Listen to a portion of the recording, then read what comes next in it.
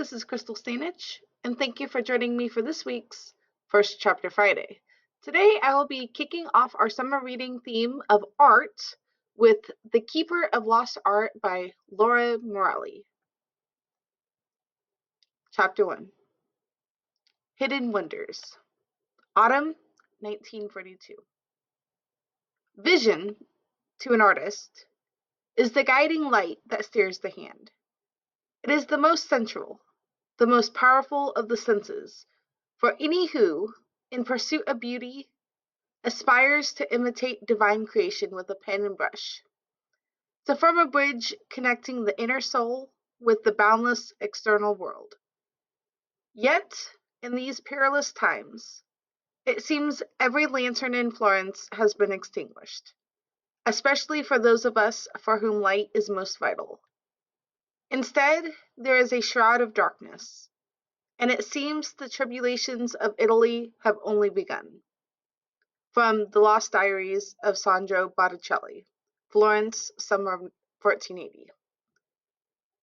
From a distance, Via Santa Lucia seems a miniature version of the Palazzo Vecchio in Florence, with its tall, narrow tower surrounded by azure hills and massed cypresses.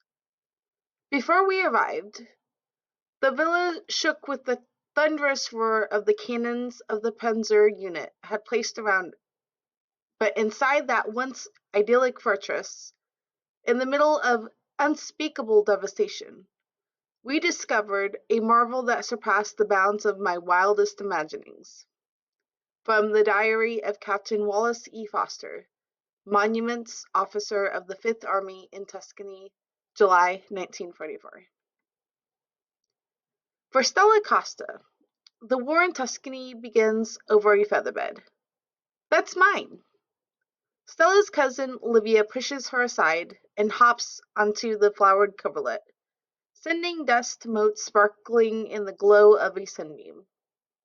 Livia is 16 and has burst from her dusty pubescent cocoon into a colorful creature, old and beautiful enough to secure the mayor's son as a fiancé. But in this moment, Stella watches her nearly grown cousin pout like any 5-year-old. I got here first! Stella's younger cousin, Marisol, scrambles up onto the high bed next to Livia. Peccato, I'm the oldest. Livia shoves her little sister sideways until her head flops on the bed, and her giggles go muffled into the messy quilt. Stella doesn't know her two cousins very well, enough to predict what will happen next. But caution isn't Stella's strong suit. Without thinking, she vaults on top of both girls. I'll fight you both for it, she cries, pummeling her fists into the soft bedding. More muffled giggling.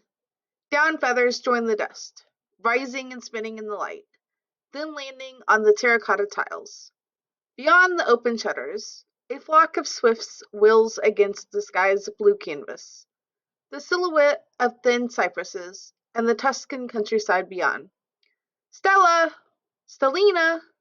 Her aunt's voice, sharp and snake-like, comes from nowhere. Smatila! Subito! Stella feels sudden pain stab the left side of her face, while her aunt yanks her roughly from the bed by her ear. Immediately, she is on her feet on the cold tiles, cowering under her aunt's grip. Aya! Stella presses her palm to her cheek. On the high bed, her two cousins sit up straight and cover their mouths. Their giggles trail off. Zia Angela's face is suddenly very close to Stella's, stinging air. Sir Harwell's automobile is barely a speck on the horizon, and you, acting like you own this place. She stabs her thumb toward the window, as if Stella could see the Englishman's Aston Martin from here, dust billowing along the winding Tuscan roads, halfway to Switzerland. And a girl, she continues, using her fists. And if you would like to know what happens next, you can read the rest of this on the Libby app.